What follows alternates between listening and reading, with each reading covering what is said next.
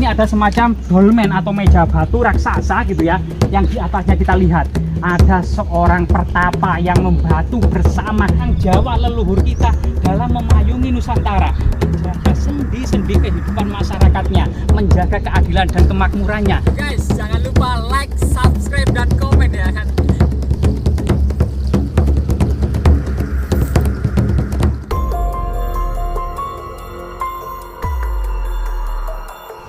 Pemirsa, siapa sangka di belakang kita nanti ada semacam struktur punden berundak-undak, balok-balok batu candi yang sangat besar, bahkan kemungkinan ya lebih besar daripada yang ada di Mesir atau di Mesopotamia atau di lembah sungai Huanghe Tiongkok. Ternyata jejak-jejak peradaban leluhur kita, bahkan menandingi situs-situs yang ada di Gunung Penanggungan. Sebuah struktur punden berundak, altar pemujaan, relief-relief yang sangat mengagumkan, bahkan sosok-sosok pertapa yang dipahat abadi. Coba kita telusuri bersama-sama.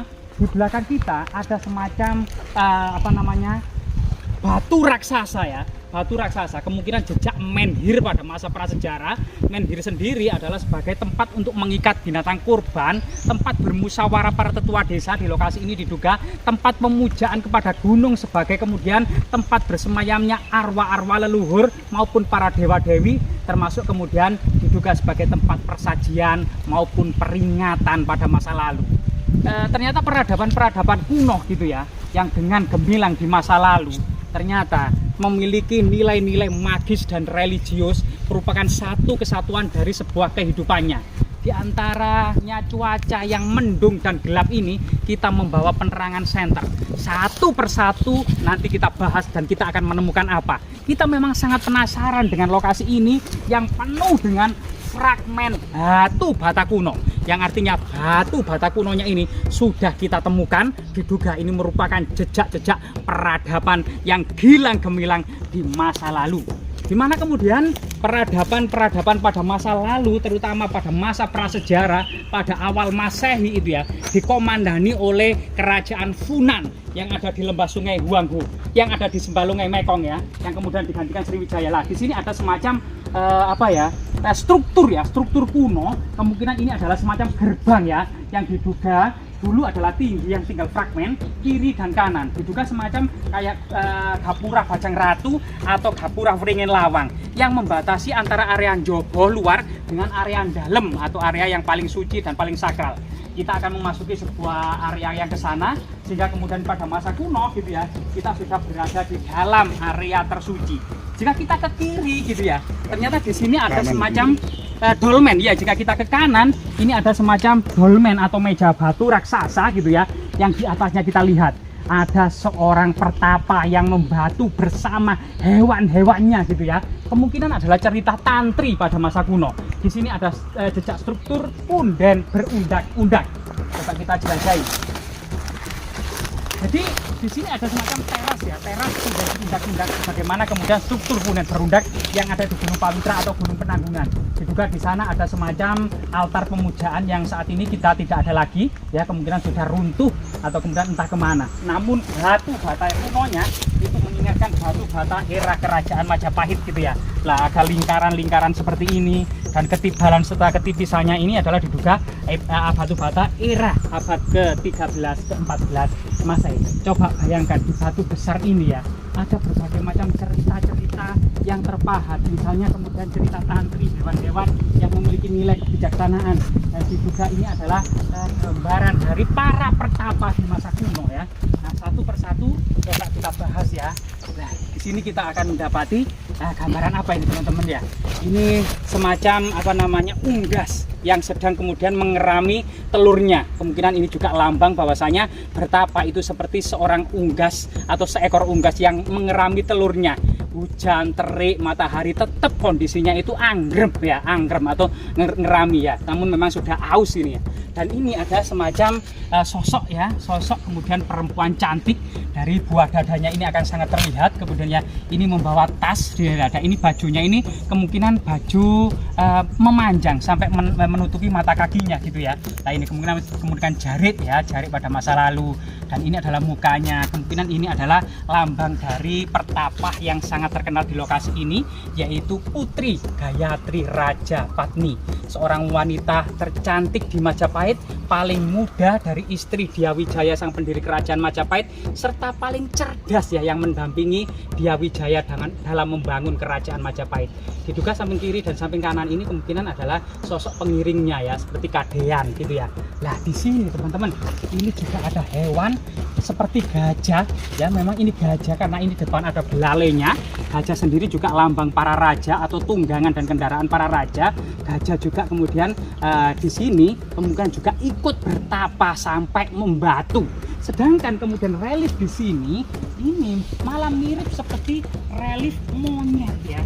Ini monyet juga ikut bertapa, jadi ekornya memanjang ke atas ya. Jadi ini kepalanya, ini badannya, ini kakinya panjang, dan ini kedua tangannya seakan-akan sedang memberikan persembahan monyetnya. Kemungkinan pada masa tradisi kuno ada cerita monyet yang kemudian memberikan mangga kepada seorang resi tua yang sedang lapar dan dahaga dalam perjalanannya melakukan tirta yatra atau dharma yatra, perjalanan suci, yang itu kehausan dan dahaga, kemudian dibantu monyet dengan memberikan memberikan buah pelem ya atau mangga. Nah di sini malah banyak sekali relief-relief. Nah di sini adalah seorang wanita cantik jelita, nah, yang juga melakukan pertapaan hingga membatu ya. Nah di sini, nah ini kepalanya, ini mahkotanya yang penuh dengan hiasan mahkota, ini tangannya, ini duduk bersila bertapa, tangannya di depan perutnya, dan ini adalah burung ya, malah mirip dengan burung apa ini? Burung hantu malahan. Nah ini juga ya, mirip hewan-hewan, namun kepalanya di sini putus. Jadi ini kakinya dan ini tubuhnya dan ini kepalanya putus, entah hewannya apa ini. Tapi mirip kuda. Jadi banyak sekali hewan-hewan di sini ya, seperti kuda yang ikut bertapa sampai membatu di sini, burung ikut bertapa membatu. Lah, ternyata di atasnya ini ternyata adalah tempat duduk para pertapa. Ya, tempat duduk para pertapa seperti singgasana raja. Nah, sehingga kemudian bisa dikatakan singgasana atau kursi raja Prabu Angling Dharma sudah ditemukan ya. Nah, Prabu Angling Dharma memang ada di dalam kitab Tantri, dan kitab Tantri tersebut selain bercerita tentang Prabu Angling Dharma yang mendengarkan percakapan kambing-kambing, juga kemudian banyak kisah-kisah kebijaksanaan. Jika kita kemudian teruskan untuk menelusuri lokasi ini gitu ya, kita akan mendapati sesuatu yang terus menarik. Nah, di sini juga ada meja persajian. Diduga di meja ini tempat kemudian sesaji makanan, buah-buahan, minuman kemudian dipersembahkan gitu ya. Kemungkinan berarti di atas ini tempat duduk arca dewa sebagai pemujaan, unsur-unsur pemujaan yang sakral dan magis pada masa kuno.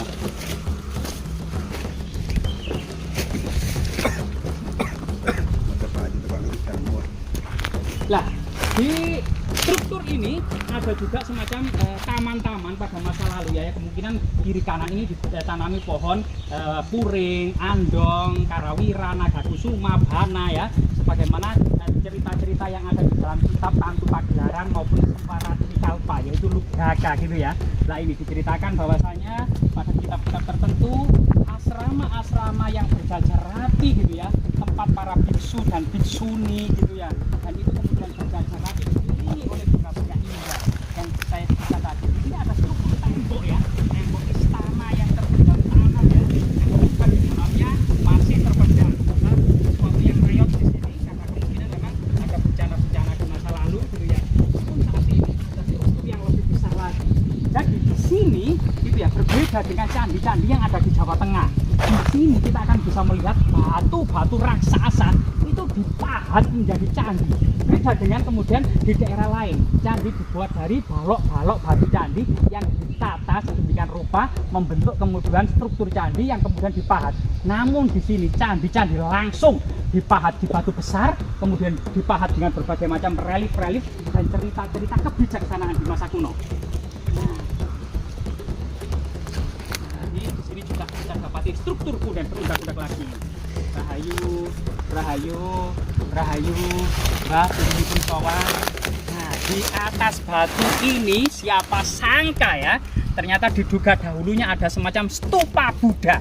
Jadi stupa Buddha diceritakan pada masa lalu ya, berbentuk biasanya bulat sebagaimana stupa-stupa yang ada di Borobudur. Itu diceritakan bahwasanya ketika Buddha hendak menemui ajalnya berpesan kepada para murid, ketika aku nanti meninggal tolong dikremasi atau dibakar, dan relikku buatkan semacam monumen. Kemudian para murid bertanya, monumen seperti apa yang harus dibuat? Maka Sang Buddha mencopot bajunya, melepitnya menjadi bentuk kotak, kemudian meletakkan mangkoknya di atas bajunya atau jubahnya, kemudian mangkok tersebut dilubangi di tengahnya, tongkatnya ditancapkan di atasnya, sehingga tongkat, mangkok, dan jubah Sang Buddha inilah yang kemudian dikenal dengan stupa Buddha. Diduga bagian yang kotak ini adalah jubah Sang Buddha, bagian yang bulat ini diduga mangkoknya, dan stupanya kemungkinan memang sudah putus ya, karena memang sudah ditelan zaman, aus dan lain sebagainya. Di samping kanan ini juga batu raksasa yang dipahat, dan ceritanya menimbulkan perdebatan di antara para sejarawan. Nah, karena ceritanya itu seperti ini teman-teman. Nah, jadi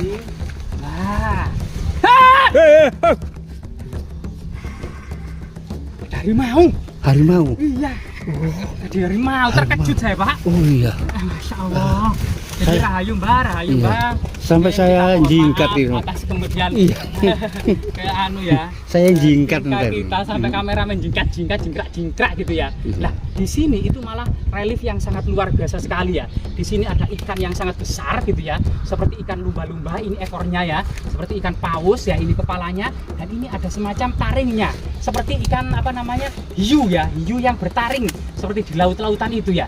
Dan di sini ada kapal. Nah, di sini ada kapal laut raksasa yang membatu, dan di sini ada dua kursi yang diduga kemudian ini kursi duduk ya, kursi duduk para raja gitu ya, dalam mengarungi samudra. Ada dua, kemungkinan yang depan ini pengemudinya, yang di belakang ini kemungkinan seorang tokoh atau apa namanya, tuannya ya. Dan ini lambang kemudian bahwasanya Nusantara besar itu karena menguasai perdagangan rempah-rempah di Maluku dan pusat perdagangan rempah-rempah di Malaka.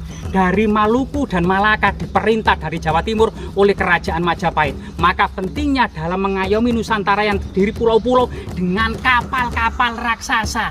Dan kapal-kapal tersebut konon katanya terbuat dari kayu keras yang diproduksi dari daerah ini, yaitu kayu jati. Inilah salah satu kayu jati raksasa yang tersisa di area ini. Kemungkinan ini adalah anakan dari kayu jati yang ditanam oleh para resi atau para pertapa era Kerajaan Majapahit. Dari kayu jati inilah kemudian dibuat kapal-kapal besar ya, kapal layar, kapal bercadi, jong-jong pada masa Kerajaan Majapahit, bahtera-bahtera, yang itu kemudian untuk menjaga perairan Nusantara dari bajak laut, terutama dari orang-orang asing atau penjajah seperti pasukan Mongol maupun kerajaan Cholah Mandala yang ada di India Selatan yang pernah membakar kota-kota yang ada di Sriwijaya. Jadi ini pengalaman sejarah yang sangat lama dan memberikan pelajaran bagi kita tentang pengalaman orang Jawa leluhur kita dalam memayungi Nusantara, menjaga sendi-sendi kehidupan masyarakatnya, menjaga keadilan dan kemakmurannya, serta kemudian membuat peradaban yang berlandaskan pada kebijaksanaan yang sangat luar biasa sekali. Sehingga pada zaman Majapahit, ketika dunia diperundung perang saudara, perang agama di Eropa berlarut-larut, di Jerman, di Perancis, di Italia, di Inggris, namun kemudian di Majapahit seorang empu yang bernama Tantular menulis kitab Sutasoma dengan sebuah kalimat yang abadi hingga saat ini menjadi slogan Indonesia modern yang kemudian terucap dengan sangat-sangat indah, Bhinneka Tunggal Ika, berbeda-beda tetapi tetap satu jua. Jadi ini sesuatu lambang pluralitas yang ada di Majapahit, yang ada di Nusantara, namun jiwa masyarakat sering bersatu, sering bergotong royong. Ini tidak dimiliki oleh masyarakat di belahan dunia yang lain.